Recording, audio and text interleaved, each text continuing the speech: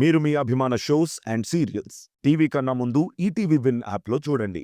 Download and subscribe to ETV win app. 99 రూపాయలు మాత్రమే.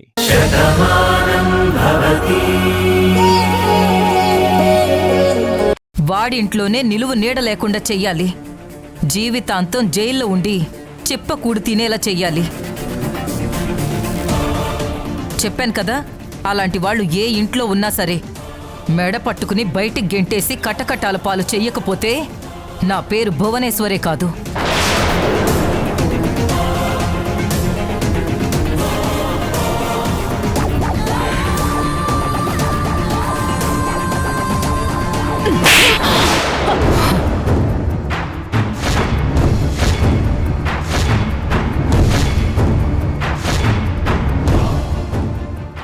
ఇన్ని రోజులు మీ నిజ స్వరూపాన్ని దాచి నేను తప్పు చేశాను జయప్రద గారు.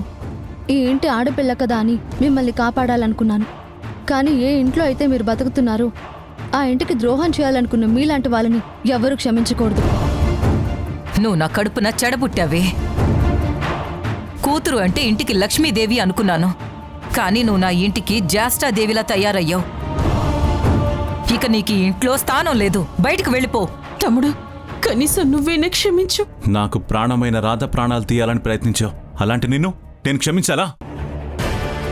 చంపకుండా వదిలేసినందుకు సంతోషించు. ఏమండి, మీరైనా నా మాట వినండి. చూడు జయ, నీ మెళ్ళో తాళి కట్టారు కాబట్టి ఇన్నాళ్ళు నువ్వు చెప్పినట్టల్లా విన్నాను. నీ చెప్పు చేతల్లో ఉన్నాను. కానీ నీ మాట వినే ప్రసక్తి గాని నీ మీద జాలి చూపించే మనసు కానీ నాకు లేదు. అత్తయ్య ఏమన్నా సరే నేను శిరసా వహిస్తాను. సత్య, ఇదంతా నీకోసమే కదే. చాలే, నిన్ను అమ్మ అని పిలవాలన్నా కూడా అసహ్యం వేస్తుంది. ఇక నుంచి నీ మొహం చూసే అవసరం నాకు తప్పినందుకు చాలా సంతోషిస్తున్నాను. ఇంకా చూస్తావేంటి? పోయి ఇక్కడి నుంచి. అమ్మా, నీకు ఈ ఇంట్లో ఉండే అర్హత లేదు. పో బయటికి. నడు. అమ్మా, అమ్మా.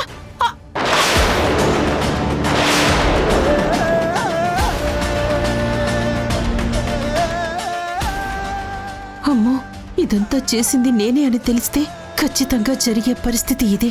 ఎటువంటి పరిస్థితుల్లో తెలియకూడదు. ఏదో ఒక మాయ చేసి రాధని రుద్రప్పకి అప్పచెప్తే దీని గొడవ వదిలిపోతుంది. తర్వాత వాడి ఊరు వదిలి వెళ్ళిపోతాడు. కాబట్టి నేను గండం నుంచి తప్పించుకున్నదాన్నవుతాను. కానీ ఏం చేయాలి? వాడెంత ప్లాన్తో వచ్చాడో అర్థమైంది కదా. ఖచ్చితంగా ఆ ప్లాన్ అమలు చేయడానికి వాడికి సాయం చేస్తున్న వాడిని వాడు కలిసే ప్రయత్నం చేస్తాడు. వాళ్ళ మీద నిఘా పెడదాం. అప్పుడు వాడు దొరుకుతాడు, వాళ్ళకి సహాయం చేసేవాళ్ళు దొరుకుతారు. ముందు ఆ రుద్రప్ప ఎక్కడ తలదాచుకున్నాడో అది తెలుసుకుని పట్టుకోవాలి. అప్పుడే ఏ ప్రమాదం ఉండదు. ఈ ఊర్లో అనువనువు మీకు తెలుసు. అలాగే ఆ రుద్రప్ప కూడా ఈ ఊరు వాడే కాబట్టి మీకు అనుమానం రాకుండా ఎక్కడ దాక్కోవాలో వాడికి తెలిసే ఉంటుంది కదా. మరి అలాంటి చోటుని ఎలా కనిపెట్టాలి?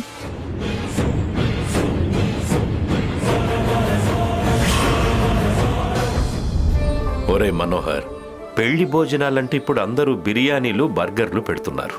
అది కాదురా, ఒకప్పుడు పెళ్లి భోజనం అంటే ఎంత బాగుండేది. అరిటాకు వేసి పులిహోర, 2 కూరలు, ముద్దపప్పు, దప్పడం ఇలా సాంప్రదాయంగా పెట్టేవారు. గుర్తుందిరా. మరీ ముఖ్యంగా పెళ్ళంటే గుమ్మడికాయ కూర వండాల్సిందే. ఆ కూర గుమ్మగుమ్మలే వేరే లెవెల్లో ఉంటాయి. అవును, అందుకే మన ఇంట్లో పెళ్లి భోజనాలన్నీ అలానే పెట్టిద్దాం. వచ్చేవాళ్లు తక్కువైనా తిన్నవారు అంతా కూడా ఒకప్పటి పెళ్లి గుర్తు చేశారని చెప్పుకోవాలి. మీరన్నట్టు అలాగే భోజనాలు పెడదాం. దాంతో పాటు ఇప్పుడందరూ ఏం కోరుకుంటారో అవి కూడా పెట్టేద్దాం.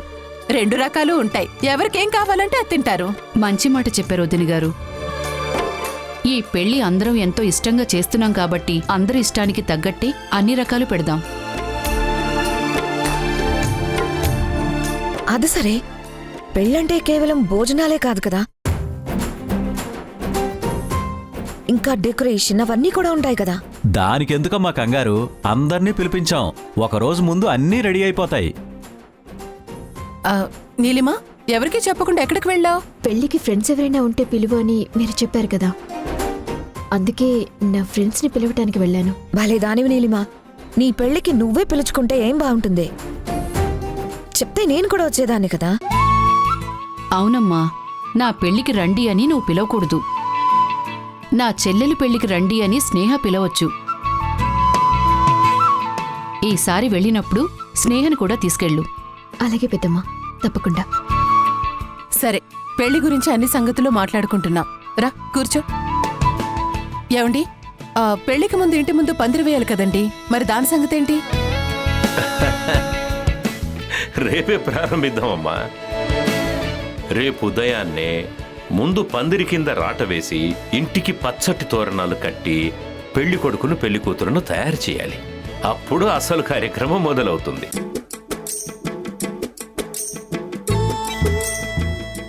ఏ ఇంట్లోనైనా పెళ్లి కూతుర్ని పెళ్లి కొడుకుని తయారు చేయాలంటే అది 2 ఇళ్లలో జరిగేది. కానీ మన ఇంట్లో మాత్రం పెళ్లి కొడుకు పెళ్లి కూతురు ఒకే ఇంట్లో ఉన్నారు. ఇలా చాలా అరుదుగా జరుగుతుంది.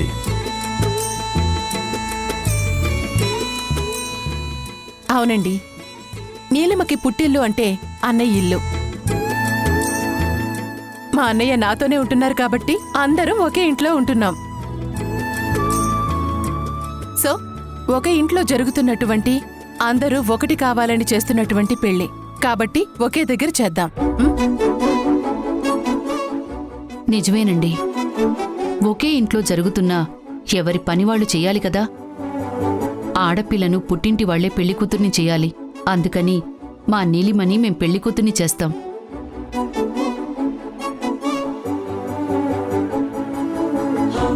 దానికి సంబంధించినవన్నీ నేను తీసుకొస్తాను.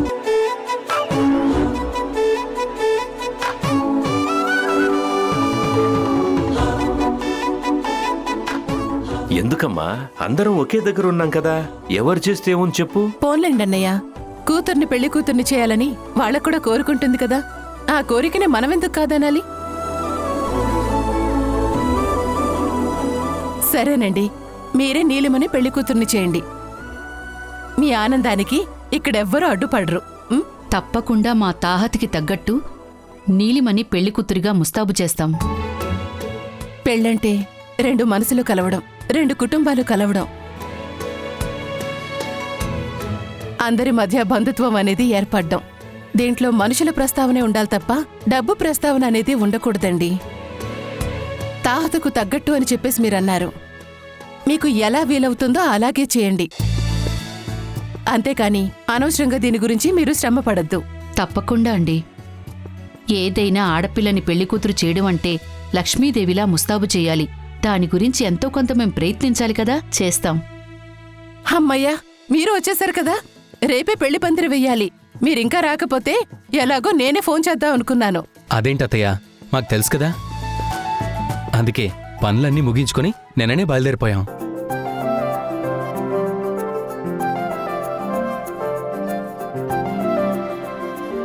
అవును మమ్మీ, పెళ్లి టైంకి మేము లేకపోతే ఎలా?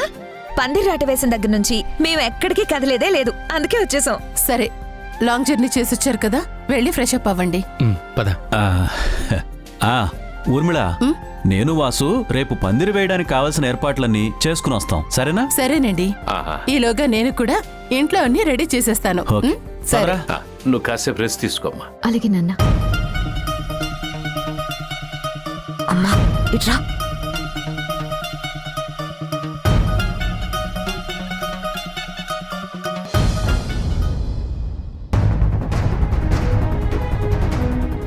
అమ్మగారు, ఉదయం నుంచి మీరు ఇలా ఆలోచిస్తూనే ఉన్నారు. కొంచెం కాఫీ తాగండి. తీసుకోండమ్మా. నాకొద్దు. నాకొద్దు.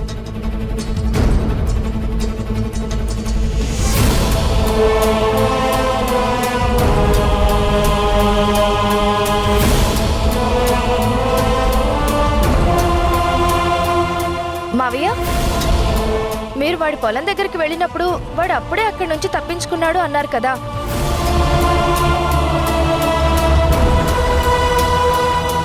ఆ చుట్టుపక్కల ఎంత దూరం పారిపోగలడు?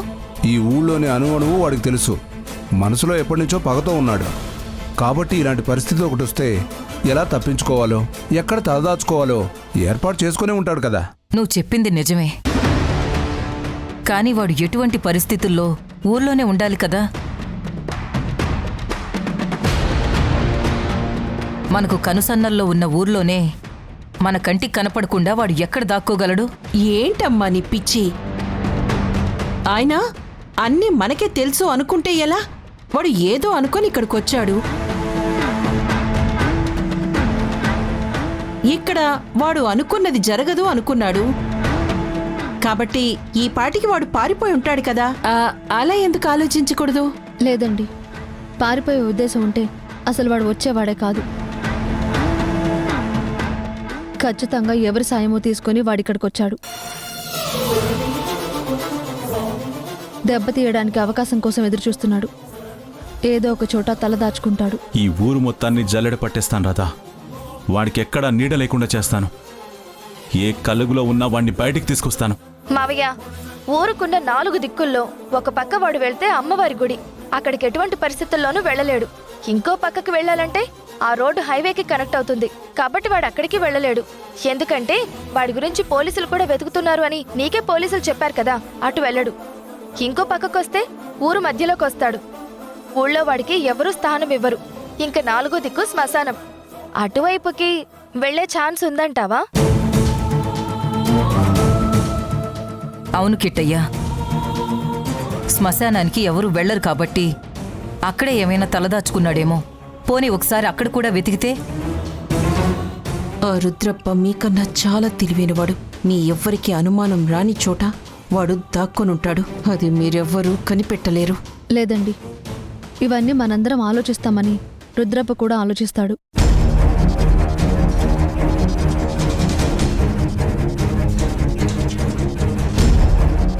ఖచ్చితంగా ఇక్కడెక్కడా రుద్రప్ప ఉండడు. కానీ రుద్రప్ప ఉండే అవకాశం ఒకే ఒక్క చోటుంది.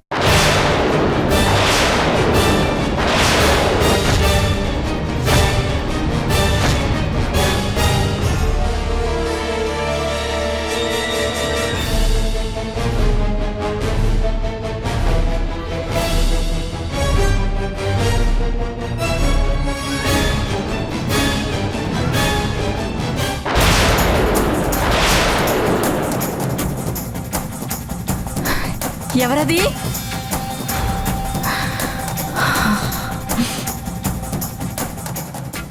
ఎవరని అడుగుతుంటే మాట్లాడేంటి? మర్యాదగా చెప్తారా? గట్టిగా అరిచి అందరినీ పిలవమంటారా?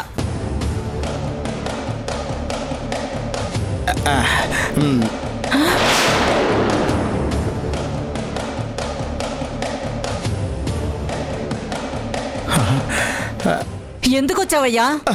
దేనికోసం వచ్చావు? నేను నీకు చెప్తూనే ఉన్నాను. నా మాట మాత్రం నువ్వు వినిపించుకోలేదు. ఆయన ఎప్పుడు ఎవరి మాట వినిపించుకున్నారు?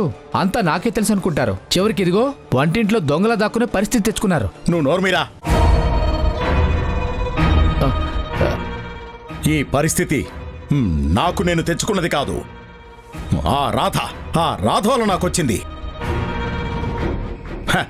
ఊళ్ళో కాలరెగరేసుకుని తిరిగే నేను నా ఇంట్లో దొంగగా బతికే పరిస్థితి తీసుకొచ్చింది. మధ్యలో అమ్మాయిని అంటారేంటి?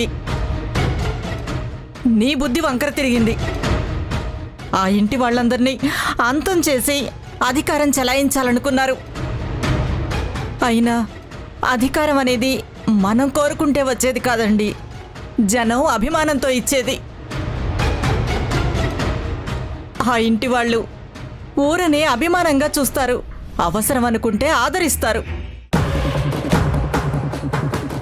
కష్టం అంటే వాళ్ళు అండగా నిలబడతారు. కాబట్టే ఊరు మొత్తం వాళ్ళకి అధికారం కట్టబెట్టిందండి. అయినా మీ గౌరవానికి ఏ రోజు తక్కువ కాలేదు కదా. అది అర్థం చేసుకోకుండా పగ అంటూ రగిలిపోయారు. ఇలాంటి పరిస్థితికి వచ్చారు. ఇప్పుడు మీరు ఇక్కడికి వచ్చారని ఎవరికైనా తెలిసిందంటే ఎంత ప్రమాదమో అర్థమైందా? ముందు ఇక్కడి నుంచి వెళ్ళిపోండి. ఎక్కడికి వెళ్ళిపోమంటావు లక్ష్మి? నువ్వు లేకుండా నన్ను ఎలా బతకమంటావు? జైల్లో చెప్పకూడదు తినమంటావా? నేనెంత బాధపడ్డానో నీకు తెలుసా? నా లక్ష్మి చేతి ముద్ద తినడానికి నేను దూరం అయిపోయానని ప్రతిరోజు కన్నీరు పెట్టుకున్నాను, పస్తులు పడుకున్నాను. చేసుకున్న వారికి చేసుకున్నంత అంటారు.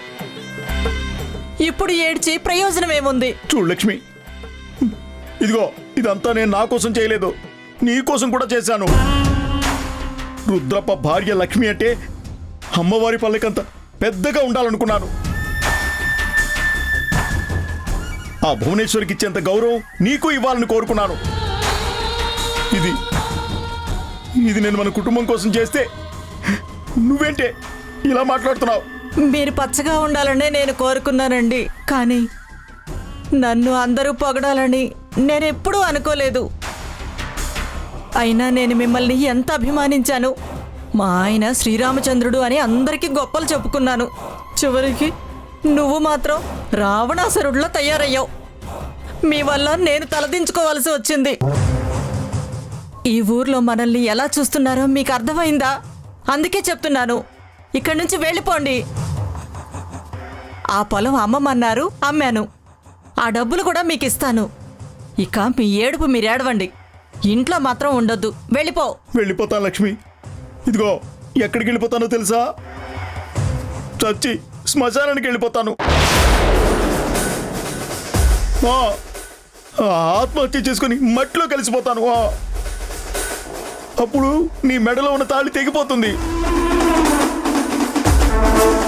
ఏమే, నీ నుదుట్లో ఉన్న బొట్టు చెరిగిపోతుంది. నీ చేతికున్న గాజులు పగిలిపోతాయి. మహాలక్ష్మిలాగా ఉండే నువ్వు ఎలా ఉంటావో ఒక్కసారి ఊహించుకో. ముత్తైదుగా కనిపించే నువ్వు అవ్వా అవ్వా, నా నోటితో నేను చెప్పలేను లక్ష్మి, నేను చెప్పలేను. అప్పుడు ఊరందరూ ఏమంటారో తెలుసా? ఆ వెధవ ఆత్మహత్య చేసుకొని చచ్చాడు, ఈ లక్ష్మి విధవలా మరి బతుకుతుంది అంటారు. లక్ష్మి, నాకు ఇదంతా కావాలా చెప్పు? ఏమే, నువ్వు కోరుకుంటే అలాగే చచ్చిపోతానే. ఏదో నీ ఐదోతనం కోసం బతుకుతున్నాను. నిన్ను గొప్పగా చూసుకోవాలని కోరుకున్నాను. కానీ నువ్వే ఇలా అంటే నాకు చావు తప్ప ఇంకో దిక్కు లేదు. చచ్చిపోమంటావా? వాళ్ళ మీద ఉన్న అభిమానం నీకు తాళి కట్టిన భర్త మీద లేదు. అలాగే చచ్చిపోతానే, చచ్చిపోతాను. ఏమండి, ఎందుకండి అలా మాట్లాడుతున్నారు? మీరు బాగుండాలని నేను ఎన్నో పూజలు చేశాను. మీ జీవితం ఎప్పుడు సంతోషంగా ఉండాలని అమ్మవారికి ఎన్నోసార్లు మొక్కుకున్నాను. ఇదంతా నేను నా కోసం చేశానా? మీకోసమే కదా చేశాను. అలాంటిది మీరు చావాలని నేను కోరుకుంటానా? కానీ పరిస్థితులు మారిపోయినాయి కదా, అందుకనే ఇక్కడ ఉండకూడదు అంటున్నాను. అమ్మగారు, మీరు భార్య కాబట్టి ఈయన బాధపడితే మీరు కన్నీళ్లు పెట్టుకుంటున్నారు. కానీ ఊరు వాళ్ళకి ఆ ప్రేమ ఉండదు కదండి. ఈయన కనపడ్డారంటే జాతరలో పోదునేసినట్టు ఈయన్ని వేటాడి వేసేస్తారు. అందుకే మీరే కొంచెం కనికరించాలి.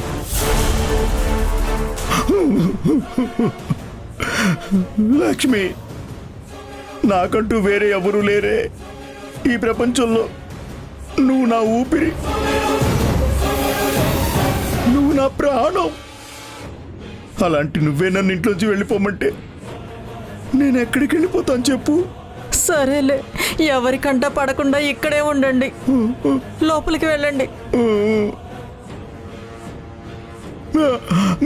ఏమండి, చూడండి, ఇంతవరకు పగ అనుకున్నది చాలు. ఇకనైనా ఆ పగను వదిలేసి ప్రశాంతంగా ఉండండి. మీరు ఇంట్లోనే ఉన్నారని తెలిసిందంటే చాలా ప్రమాదం. చెప్పు రాధా, ఆ రుద్రప్ప ఎక్కడ తలదాచుకుంటాడో నీకు అర్థమైందా? ఒకవేళ నీకు తెలుసుంటే చెప్పు, ఇప్పుడే వెళ్ళి వాడు అంతు చూస్తాను. మన ఊరంతా వెతుకుతాము, పొలిమేరలు వెతుకుతాము, పాడుబడ్డ బంగ్లాలు వెతుకుతాము. కానీ వాడింట్లోనే వాడు తలదాచుకుంటే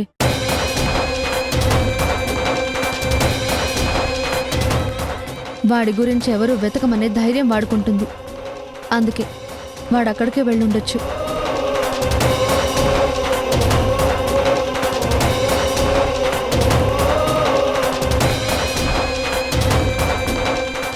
అమ్మగారిని భలే నమ్మించారండి. అయినా మీరు మీ ఇంట్లోనే ఉంటే ఊరందరికీ అనుమానం వస్తుంది కదా. ఒరే,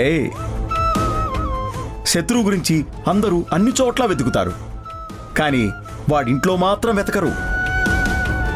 ఎందుకంటే భయంతో వాడు ఇంటికి రాడు అని అందరూ ధైర్యంగా ఉంటారు. అలా ఎవరికీ అనుమానం రాదు కాబట్టి నేను ఇక్కడికి వచ్చాను. నేను పగతో ఉన్నాను అంటే లక్ష్మి ఒప్పుకోదు కాబట్టి దాన్ని సెంటిమెంట్తో కొట్టాను. ఆడది కదా, పసుపు కుంకాలు మాత్రమే కోరుకుంటుంది. ఒరేయ్, నేనిక్కడున్నానన్న నిజాన్ని ఎవ్వరూ కనిపెట్టలేరురా. వాళ్ళింట్లో ఉండే అవకాశం లేదు రాదా. ఎందుకంటే లక్ష్మి కూడా ఒప్పుకోదు. తను మన వైపే ఉంటుంది. అందుకే వాడింట్లోనే ఉంటే అందరికీ అనుమానం వస్తుందని వాడికి భయం ఉంటుంది కదా. ఎటువంటి పరిస్థితుల్లోనూ వాళ్ళింటికి వెళ్ళడు. అవునవును, నువ్వేదో గొప్ప తెలివిగా చెప్పాననుకుంటున్నావు. కానీ తప్పు చేసిన వాడు ఎవడూ వాడింట్లో దాక్కోడు. ఖచ్చితంగా వాడు పారిపోయే ఉంటాడు. లేదండి, అందరూ ఇలా ఆలోచిస్తారు కాబట్టి రుద్రప్ప అలా ఆలోచిస్తాడు. మీరన్నట్టు రుద్రప్ప భార్య మంచిదే, తను భయస్తురాలే. కానీ ఎంతైనా భార్య కదా. భర్త కన్నీళ్లు పెట్టుకుని మాట్లాడితే తను ఏదో రకంగా కరిగిపోతుంది. భర్త క్షేమం కోరుకుంటుంది కాబట్టి తన పసుపు కుంకాలు నిలబెట్టుకోవాలని భర్తనింట్లో ఉంచుతుంది. రుద్రప్పకి ఈ ఊళ్ళో ఎక్కడా నీడ ఉండదన్న నిజం తెలుసు. అందుకే తన ఇల్లే తను షెల్టర్గా మార్చుకుని ఉంటాడు. ఎవరికీ అనుమానం రాదన్న ధైర్యంతో అక్కడే ఉండొచ్చు. రాధ ఆలోచించింది నిజమేనమ్మా.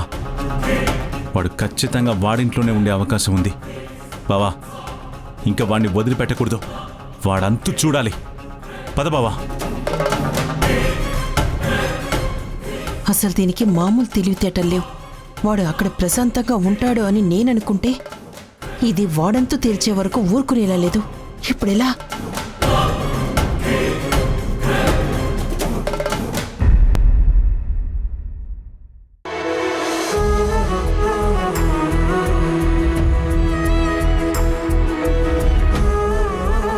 పందిర్రాటం చేతిలో తీసుకోండి.